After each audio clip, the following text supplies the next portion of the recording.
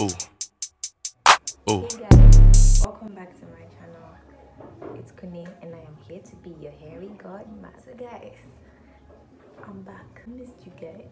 So many people reached out to me and I really appreciate the love. Thank you guys so much. Anywho, today's video. So I'm sure you clicked on this video because you want to know how I grow my hair, or you want to get some tips on how to grow your own hair. How I grow my hair, I'm looking down because I wrote it down because I know myself, when I'm talking about hair I'll get distracted and end up telling a whole story. So I wrote like 11 points that I'm going to share with you guys on how I grew my hair. The picture in the thumbnail is a picture that I posted on Instagram, and a lot of people asked me, how were you able to retain length, how are you able to manage breakage, blah blah blah. And I decided to write down all the things that I did different with my hair. So backstory, I used to have relaxed hair. This is just some backstory. So I used to have relaxed hair and I started doing natural by mistake. I was writing exam in high school and I had braids in for like 6 months. When I took my braids out, I realized that the undergrowth was quite long and it was curly. So I was like, oh, wow. So I decided, okay, so then let me continue this thing and see. So I chopped off the perm and then kept braiding my hair, and then before everyone could say Jack, I was natural. And that was before natural became so big in Ghana. Yeah, so that's the backstory. So anyways, so when I started natural, I honestly did not know what I was doing. I didn't know pre-poo, hair porosity, what deep conditioning, leave-in. Okay, I knew leave-in because I was using leave-ins for my relaxed hair, but I didn't know anything. Protein treatment. What is protein treatment? I'm about to use mayonnaise for my salad. You're telling me protein treatment. Anyways, so yeah, so I have been able to learn a lot of things throughout this journey. I've had a lot of setbacks, heat damage, breakage, hair dye, catastrophe. Say it with me, catastrophe. Oh, it was a very sad moment. I'll tell you all those setbacks, like all those individual setbacks. In all my 5 years of being natural, have I been natural for 5 years? I started in 2015 and we're in 2020. And 5 years. So in all my 5 years of being a natural head, I've had like 4 setbacks.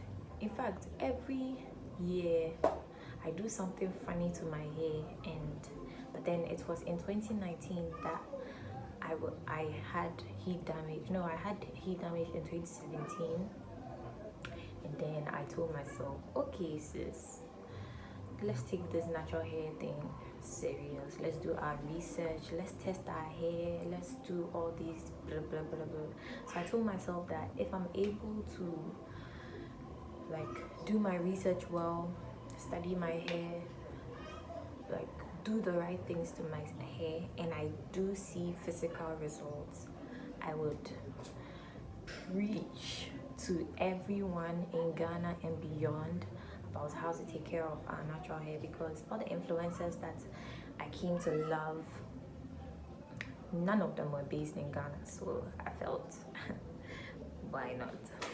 Anyways, hey, this backstory is long ago, but I'm so happy to talk to you guys. Anyways, so 11 points how I grew my hair in 6 months.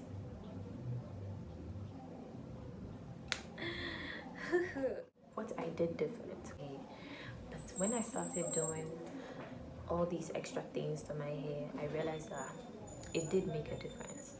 Charlie, do you like talking? Anyways, so guys, let me tell you what I did different. So point number, a satin bonnet.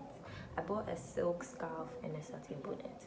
My bonnet is really big. Everyone that knows me knows my bonnet. I think I wore it in my first video. Yeah, that bonnet is really big. All my big braids can fit into it. I got a satin bonnet and a silk scarf.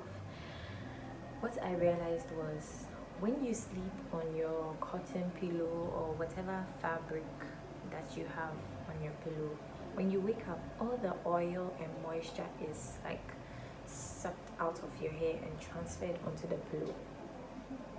And you wake up and your hair, when you're about to sleep, your hair was like looking all cute, and then when you wake up, one is here, one is, yeah. See, maybe you prep your hair for the next morning. When you're about to sleep, like you put it in sections and stuff, and then you moisturize it, and then you sleep. When you wake up, it's not dry and it's not difficult, so it doesn't make the next morning like a really difficult task, if you get what I mean. Like it makes waking up to your hair really easy. You can just comb it easily and then style your hair for the day. But if you don't sleep with a silk scarf or a satin bonnet, first of all, it makes you late in the morning. Secondly, your hair is like crunchy. So you now have to moisturize and then yank at your hair. Ooh. Save yourself the stress in the morning. Buy a satin bonnet. Use a silk scarf.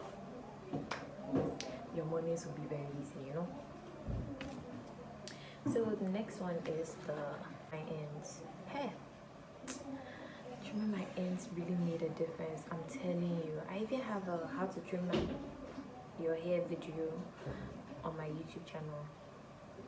You can look at it, guys. Like trimming my hair, you see, it doesn't make sense that if you want to retain length, you have to trim your hair. How does that make sense? It makes sense. Oh, it really makes sense. Oh my god, it makes sense. It's like a plant to grow well, and then there are weeds on the side. You have to cut the weeds on the side so that they don't disturb the plant from growing. You are smart too. Yeah, that's what it's like. You guys, if you have dead ends, like maybe you are combing your hair, you're combing the ends of your hair, and then you are snagging at it, and then you can hear and you realize that it is not regular, it is not, oh, just cut it. Hey, it makes a difference. Like it really makes a difference, and it really visibly helps me see my length retention. Like guys, you have no idea. And then staying away from heat. I cannot stress on this one enough. Heat is the devil. Heat, I've had heat damage before, so I know what I'm talking about. Heat damage made me go from this afro to this. It's like my it looks like my shrinking hair, but it's not. That was heat damage. Like my hair was broken. Hey, that was a moment. Oh. Anyways, another thing that I did different to my hair is deep conditioning. Oh my god, deep conditioning. Oh my god. Hey, deep conditioning. Like if you're a natural and you don't deep condition, I don't know what you're doing. Like I feel like you're playing games. You're lying to yourself. Like you're just making your wash day stressful. Oh. Natural hair is a very emotional something. So when I'm talking about it, you guys should understand. Like, it's very emotional, you know? And then I did other things like pre-poo with oil. Pre-poo is like what you do before you shampoo your hair. So pre-poo, before pooing, before shampooing. Get it? Yeah. So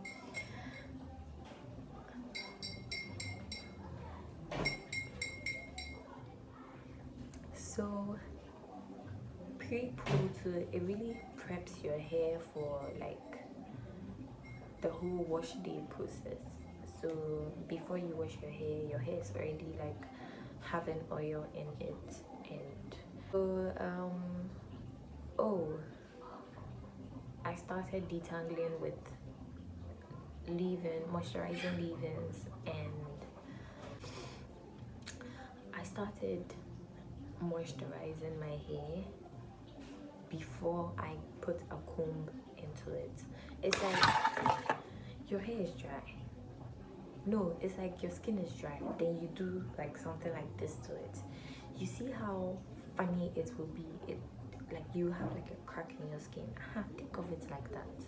Like you get it. Think of it like that. That's how your hair feels when your hair is dry, and then you hold it and then you put that tension on it. When you put that tension, you hear that. It's not just sound. It's the sound of your hair crying to you, help, help. Yes. So guys, like just please moisturize your hair before you put a comb to it. That's honestly, that's what makes the whole detangling process really easy. Like honestly, so easy. And finger detangling also really helps with length retention because there's less tension. With finger detangling, you can actually feel the knots. Take your time, separate it, and then like detangle your hair. But I personally do not like to finger detangle because I don't know, I feel like it doesn't do as great of a good job as the comb would do it.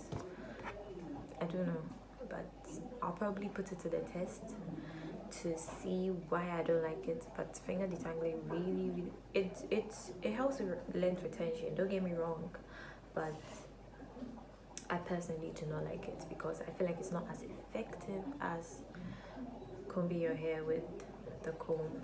So the next thing I'm going to talk about is and one other thing that I did that I realized that it really helped my natural hair journey is reading the ingredients of any hair products that I get. When I get a hair product, I must read the ingredients. If there's sulfate, silicone, I'm not even buying it. No matter how they said the thing is made in Ghana or is made in some other really trustworthy place. Oh, no.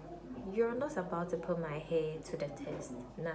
We're not testing my hair with your product. I'm reading the ingredients, and if it has silicone and sulfate, please forget it. I'm not using it because when I started using sulfate-free shampoos, it really helped me. Like everything just became a very nice experience, you know? Yes. And then I started working in sections. See, let me tell you the important. Oh, I'm getting emotional though. It's a very emotional something. Let me tell you one important thing I learned about natural hair working sections. See, you're not Rapunzel that you're about to lay down your golden hair and then comb it all at once. Even magical hair needs to be worked in sections. And our hair is not silky straight that you're about to just be like, oh, okay, and then whip it and you're done. Nah, natural hair, please, you're taking this side, combing it, twisting it, combing, taking the side, combing it, twisting it, take this side, comb it, twist it, and when you're done, that's when you have permission to style your hair. Otherwise, you want to comb everything together. Who the hell do you think you are?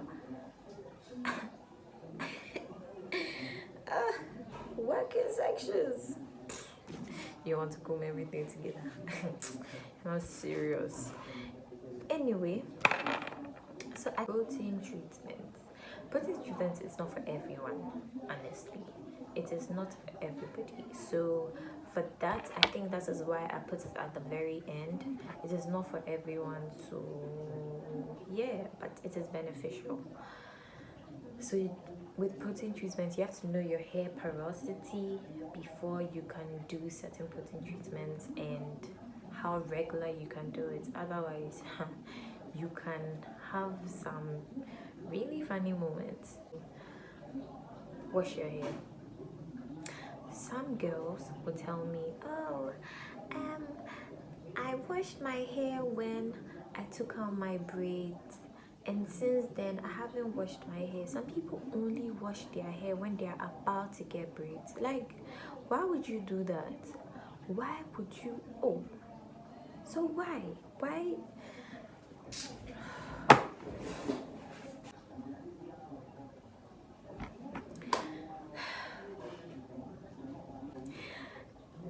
guys, wash your hair. And that is all I have for you guys today. So this is me signing out, and see you in another video. But guys, it was so nice seeing you guys again. Don't forget to like, comment, and subscribe. Oh. Oh.